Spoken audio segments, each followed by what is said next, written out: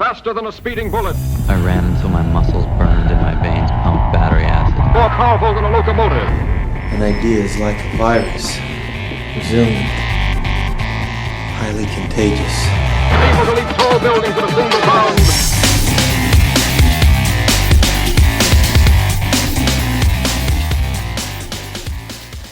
Hello, ladies and gentlemen, and welcome to the Betterhumanology podcast. My name is Jerred Moon, and with me is Talon Schwam. What's up, Talon? What's up, Jerred?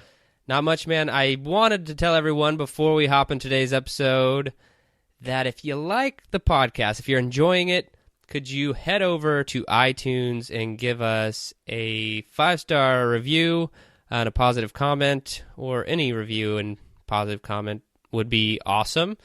Helps the show out, helps it get shared with more people, and that's basically it on that blurb. Now we move on to what we're talking about today, and we're talking all about mindset today. Different mentalities that you can take, and kind of some aspects that Talon and I are, passionate about living in our own lives, but we haven't communicated some of these strategies or mentalities enough until we were having a conversation recently. We kind of put all these together. Thought I'd make a good episode, because if you're not doing some of this stuff, and we're not perfect at it, we're trying to, master different strategies and whatever, but if you do these things, it could really help you maybe look at things a little bit differently, and maybe even become a better human. So I'm going to let Talon break down what the 3 different strategies are we're going to be covering today, and then we'll hop right into it. Yeah, so the first strategy we're going to talk about today is the I can't versus the I don't mentality. And so we've done a lot of research on these 3 different kind of mentalities that we're going to go over, but we'll get into that here a little bit later. But that first one might talk a little bit about some, how you can accomplish things better with changing your mindset. Next, we're going to talk about the I already know that versus kind of being open to learning mindsets, kind of the vice versa there, and how, having one specifically really can help you grow, improve. And then the other one at the end, we're going to talk about stress versus pressure, and how, how they're motivators and how they motivate you differently. Yeah, and I think I'm really excited to talk about all 3 of these, because I don't know, I think that you and I, maybe we align a little bit on some of these topics, but at the same time, we don't in different areas. So tell me about the first topic. Give it you're the one who actually brought the research to the table, but just maybe summarize it, then I'll tell you what I think about it. Yeah, so there's actually a lot of research out there, but I mean, I'll just kind of give you a gist. It's really the idea, and it showed that people that take the I can't approach kind of to things such as like losing weight and maintaining a diet really at the same time, found that they were much less likely to maintain that diet or continue to lose weight when they had that mentality, as opposed to when they took an I don't mentality, or I can't would be more of like, I can't run a mile this week, or I can't get, Yeah, so it's not necessarily referring to the I can't being a little baby thing. It's right. Referring to the I can't as in you're restricting yourself in some way, shape, or form, right? Right. It's kind of like what we talked about before in past shows, where it's almost like that self-talk. I mean, I'm sure a lot of times this comes out and you're actually saying, I can't do this anymore. I can't go up another stair. I've gone up 10,000 stairs in this workout, or whatever. It's not about the I can't physically do this. It's like what you're telling yourself. It's like, no, I can't do this, and it's that approach that you're taking that's hurting you in the long run. Whereas if maybe you took I don't want to continue living this way, or I don't want to be a quitter, or those kinds of mentalities are really empowering to you when you're trying to complete exercises or a task. And something I find really fascinating about this mentality. So breaking it down, very micro here, but if you're sitting next to someone in a bar and they say to you, maybe it's a friend, it's not some random person, and you're like, hey man, have a drink with me, let's have a beer, and they're like, oh, I can't have a beer, I'm not drinking for 30 days as a part of this challenge or whatever, and you might coax your friend a little bit, come on dude, like for old time's sake or whatever, let's just have a beer with me, blah blah blah. But if at the same time, the same friend, you guys met at a bar and you're like, hey man, have a beer with me, and his response was, I don't drink, you're not going to push that one any further. You know, Yeah. it comes off as like this principled stance, and it actually feels that way when you say it to other people, as opposed to, being an example and hearing it from someone. I'm saying when you say that yourself, it does feel like it's this principle that you live by. You know, it's almost like a belief that you have, and so you're like, I don't do that. Like, I just don't. It's not that I can't. I just don't do it, and it comes off way stronger to me and like way more impactful, like to you and to the other person you're telling it to, especially the self-talk you were talking about. Yeah, I love it. You said it comes off way stronger, because that's what I feel like. It gives you more power in the situation. And I feel like that applies to all situations. If it's yourself and your own self-talk, you're telling yourself what you don't do, right? So you're kind of setting like principles, boundaries, expectations for yourself. Whereas if it's an I can't, it's kind of you're just degrading yourself over and over. And the same vice versa in the situation you talked about, where you're, with other people, maybe in a social situation or at work or something like that. When you use that instead of like, I can't do this for you or something, people are going to, like you talked about, yeah, they're going to want to say why or pry at you. But you have the power in the situation more so when you use an I don't kind of statement or mentality. I love that. And we can link to the research that we have in the show notes. There have been some papers written on it and a lot of studies done. That's really cool. Something you guys can try implementing. But that brings us to number 2. What's number 2, Talon? Number 2 is the I already know that versus the being open to learning or some sort of concept, right? So I think that's just really the idea of that. A lot of times us, as we get older, we, even as we're younger, we feel like sometimes we know everything. Sometimes, we feel like, oh, I've heard about it on TV, or I've read a book about it, so I know everything about this or about that person. And, that's not usually the mindset that's going to, enable growth or help us to become better humans. I think, what do you think, Jerred? I think being open to learning, I think sounds pretty like a no duh kind of mentality to want to take, but a lot of times it's really difficult for us, I think, just as humans, to see the value in being open to learning in some situations. Yeah, I think when I hear someone say, like, I already know that, and you can kind of tell that they shut down from that point forward, I actually get very irritated. But I have found, like, if I find myself to be a little bit more of an expert in a topic, then I can see it coming sometimes. Someone will start talking about something, and mentally I'll start to shut down and be like, yeah, I already know that.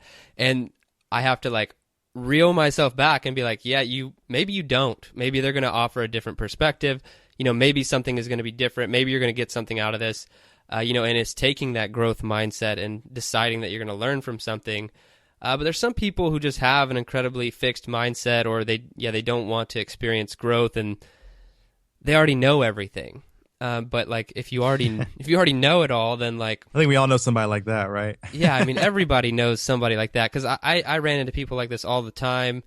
I remember one time when I was in the Air Force, I was I'll just tell the full story. I was talking to another guy, and he was we were talking about investing, and he was talking about how he was going to do the full 20 years because the retirement's so good, and I was like, right. And I completely agree. I was like, yeah, that's great.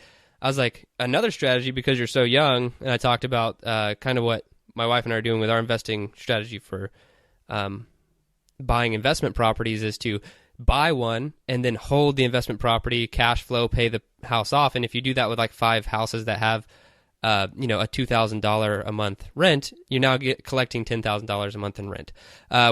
Way easier said than done. But I just presented that to him like as like, yeah, dude, that's really great, but like, check this out. Here's another thing. And he was like, yeah, I already know like all about that kind of stuff, and just kind of shut me down. And I was like, wait, how many properties do you own if you already know this? Like, I got a little bit offended just because he like shut me down. Like, it was like, yeah, I already know that stupid stuff. And I was just like, okay, whatever. You're that guy now. I already know that. I already know everything, even though they may not implement anything. That's the biggest thing, is you'll see people who tend to know everything, but they don't implement much. And it's the people who are always working hard and trying to grow, who always feel like they've never made it because they always know there's more to learn. They kind of shut off that opportunity for growth, right? It's like, I love what you brought up. It comes in several different tiers. Like there is almost a self-talk first that happens where it's like, I already know that. Like I already know what they're talking about. Maybe you say that in your head and you're like, psh, and you shut off, kind of like what you mentioned. And I think that's kind of the first step that you'd have to evaluate if it's something that you think I think we all do it sometimes, but if it's something that you think maybe you do more than others, is that might be the first thing, is that self-talk of, I already know that, and then shutting down. Because the vice versa of that is how it affects others, which I think that's a great point as well, is that you were totally shut down in that situation, and then you didn't feel like you wanted to help share any more advice or really probably even communicate with that person anymore. And that not only shuts down the relationship, but then, I think we have an opportunity to learn from everyone around us, no matter who they are or how old they are. And I feel like that shuts down an opportunity for that person, you in this case, to be able to help him grow ever, pretty much again. And so that's, I think that's one of the big detriments to having that mentality of, I already know that. And just to pick on that guy a little bit further, I think I've told you this story before. Definitely want to throw it out there for the listeners too. But so I own my own business, and I had to run that business for a long time while I was active duty military, like close to 3 years, being full-time active duty military, and then running a business on nights and weekends. Like a boss. And it was crazy. But when I was getting out, I was talking to the same guy. He's like, okay, what are you planning to do? And I told him about how I was going to really pursue my business and stuff like that. And he's like, yeah, well, we're not all lucky enough to have a business. And I was just like, luck. Like that one really set me off, just because of how much work and sacrifice I had to make. But that's just the assumption. People, like, they have these assumptions in their mind. I think I said this to you earlier, like some people throw out excuses to be okay with average, like there's some sort of luck factor involved with something that someone else did, or there's some reason that person achieved what they did that you are incapable of because you don't have that magic power that they did or whatever. And that, I think that all falls in line with the I already know that mentality. I think if you adopt the growth mindset and the I'm willing to learn, I want to grow more, you'll probably achieve a lot more and definitely be a better human. That's what we're striving for here, trying to be a better human. That's probably something I need to work on. I don't already know everything. Sometimes on the show we're like, yeah, this is something we just adopt, on our own, that we do all the time anyway, guys, and it really helps us to live better. Maybe you guys could use it. And like we said at the beginning of this show, we are not the experts. So sometimes, I think that's something that even us on this show, we should take into account as often just as we don't. Anyway, so moving on to that's a little blurb there about how we need to become better all the time, because we're just like you guys, trying to become better. Moving on to the next topic, we have stress versus pressure and how they can motivate you differently. What do you think about that one, Jerred? I love this topic. This is where you and I probably kind of clash on stress, pressure, all that stuff. So Talon thinks that I live in like a constantly stressed out, frazzled state at like every minute of the day. Stress is a hot button item for me. And yeah, that's how you think I live my life. And but that's from your perspective as someone who like hates stress, kind of like, or whatever you want to call it, and from my perspective, it's not stress, it's pressure. Like I put pressure on myself to do and achieve things, but I don't necessarily feel stressed about it. And so there's a great example of this, a great illustration. I forgot the actual story, the names of the characters, but the whole.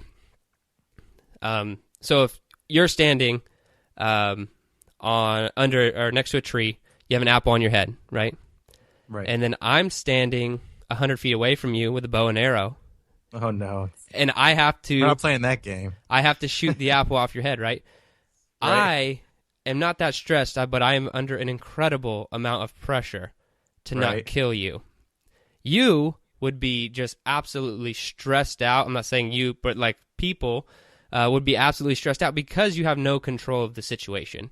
You just have to sit there and, either come to terms with the fact that you might die or stress about the fact that you have no control of the situation.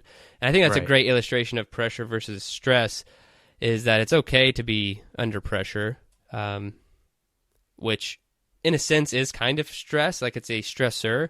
But there are a lot of studies that say that being under stress is a good thing, but it's about your perception of the stress of the stressor, like how you perceive it.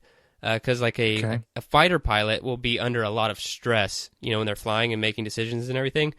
Right. But they might not perceive it as they're not freaked out mentally and stressed, oh my God, stressed. They're just under more. There's a difference between the concept of stress and then being stressed. Yeah, because they don't land and then say, "Oh, my life is over." They're hyped up. They're under the stress, and now they're not under the stress. And this is the same with a lot of jobs in the military I know of. So yeah, it's just kind of a stress versus pressure thing. But I want to hear your take on stress, because I know, like you said, it's a hot button topic, and you have an interesting take on it. So tell me about stress, Talon.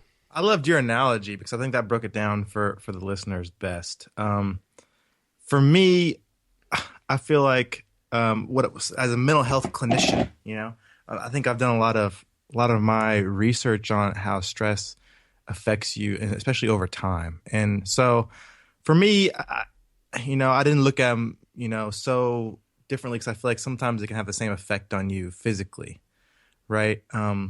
Because what you said is when you have pressure, it is a stressor. And so for me, I was just looking at kind of from the physiological standpoint and how it affects your body. And I know it's not possible to totally remove stress from your life, but that's kind of my life goal, honestly, is what I try to do, is try to alleviate stress. I feel like a lot of times in this show, we try to bring things that help people stress out less. But I see what you mean. I feel like pressure can be an absolute galvanizing thing to help people to want to become better. I feel like especially when it's pressure put on yourself, because then you're having that self-talk, and it's hopefully positive pressure. Because I feel like maybe that's something that we can even talk about, is positive versus negative pressure, right? Because you have pressures that you want to do as best as you can, but then you have pressures well, you have to do this or else. So I know there's pressures like that, and that probably affects the amount of stress, the type of stress that you feel a little bit. But I feel like in the long run, stress is something we should try to avoid as much as possible, because it can take years off your life. It can really be a detriment to you becoming a better human. But at the same time, we need pressures, right, to help force us to want to make those changes and want to become better. So I feel like they're it's a necessary evil almost. Yeah, I mean, I think if you were literally in a no stress, and let's just say, I don't fully know what that would be, but say your house was fully paid for, you never had to go to work, bills, everything financially is taken care of, you could literally just wake up, live a 100% stress-free day, and then go to bed. I don't know. Personally, I think I would get incredibly bored. I would like something kind of pushing me and putting pressure on me to do something, to achieve something different. But do you think that would lead to almost a state of depression?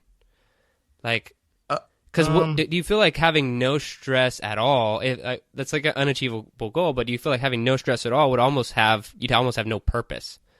I think that can definitely be possible. I mean, there are, I'm sure, absolutely people like that, where they've found coping mechanisms or the right kind of, methods basically to stop or to decrease the amount of stress that they feel in their lives. And maybe some people are feeling lost a little bit because they don't know where to go from here. I think that happens often, honestly, where people have made changes in their life and they're just oh crap, I don't have direction anymore because the things I used to do aren't important to me anymore, or I can do much better things now. So at the same time, though, I feel like that you can experience stress less. I think stress is going to happen no matter what, right? We're always going to have.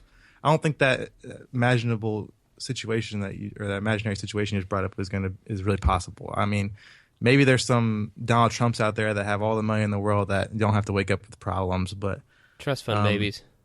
yeah, right.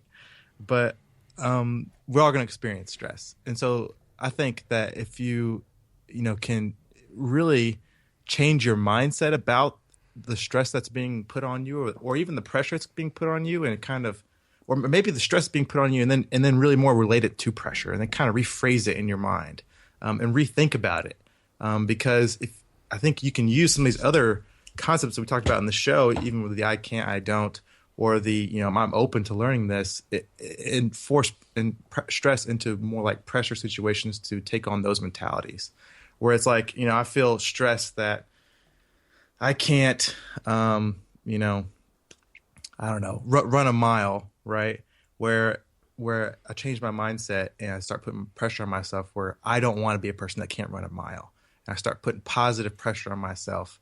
And that's the mindset I take to overcome that goal and that challenge of becoming a better person. And I think that stress probably comes from worry.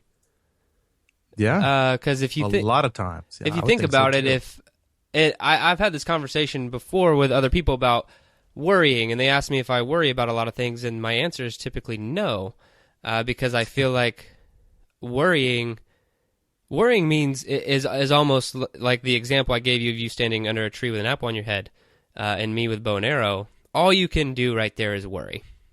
Right. You're out of control. So I'm not saying that you're capable of controlling everything in your life, but if you are in control of what you're doing and your actions, you shouldn't worry about it.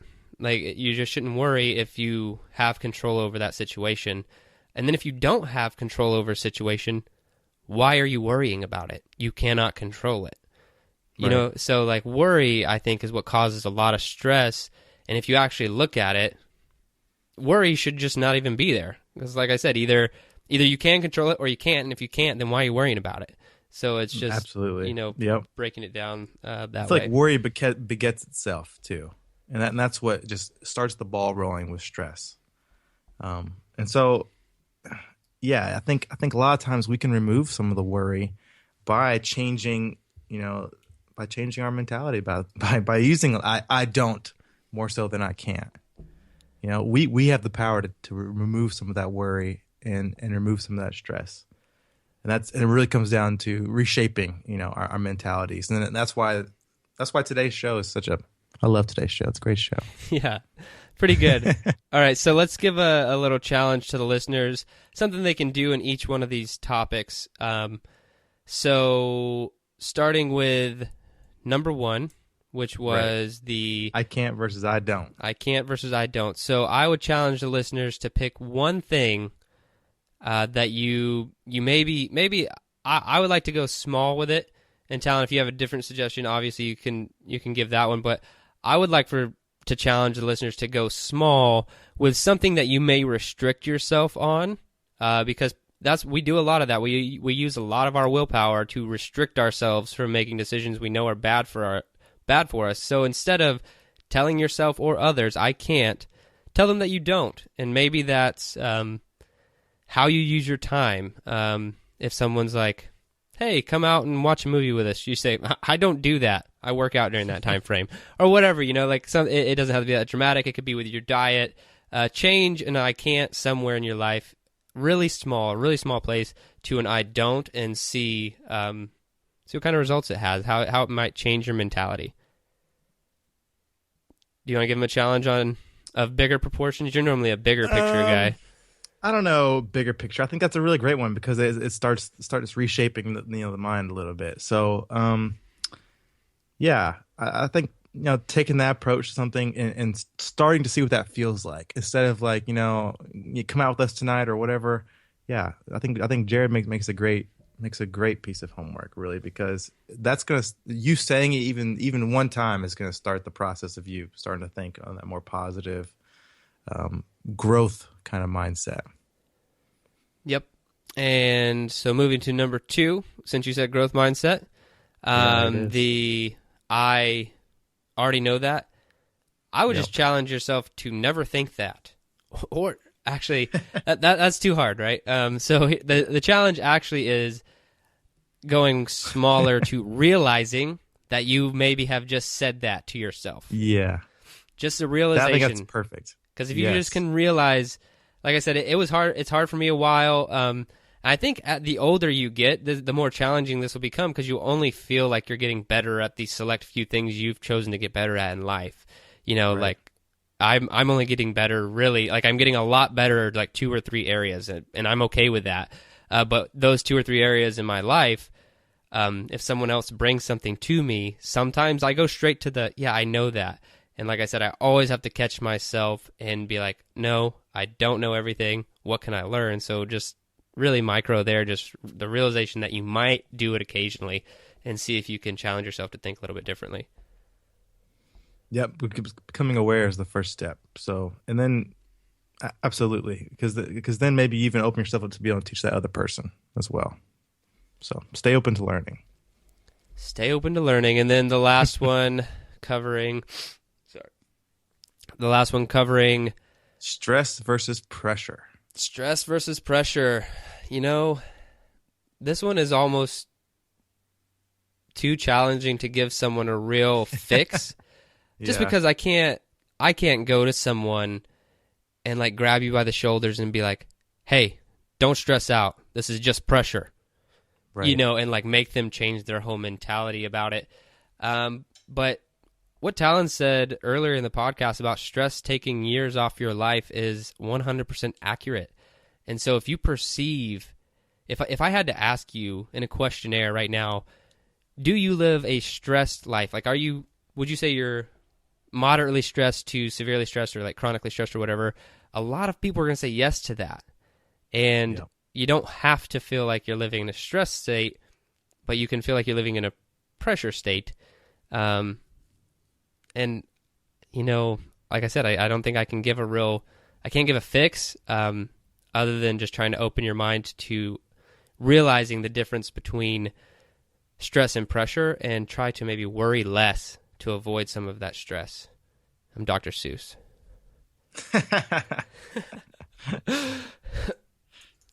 I think if you implement these mentalities, at least try to implement these mentalities and be aware of some of the things that, like, maybe you're telling yourself, like, you already know that, or I can't do these types of things, or I'm so stressed out.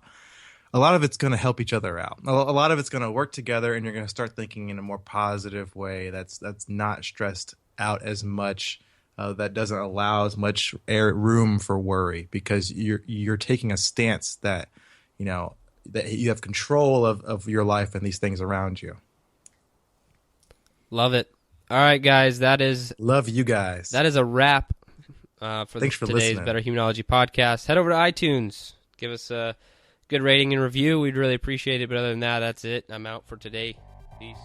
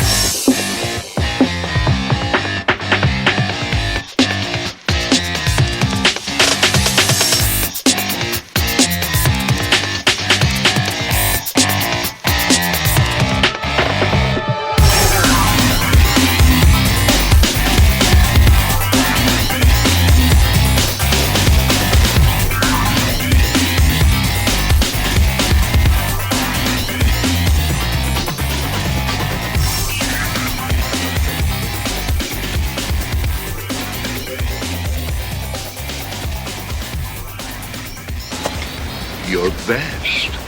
Losers always whine about their best.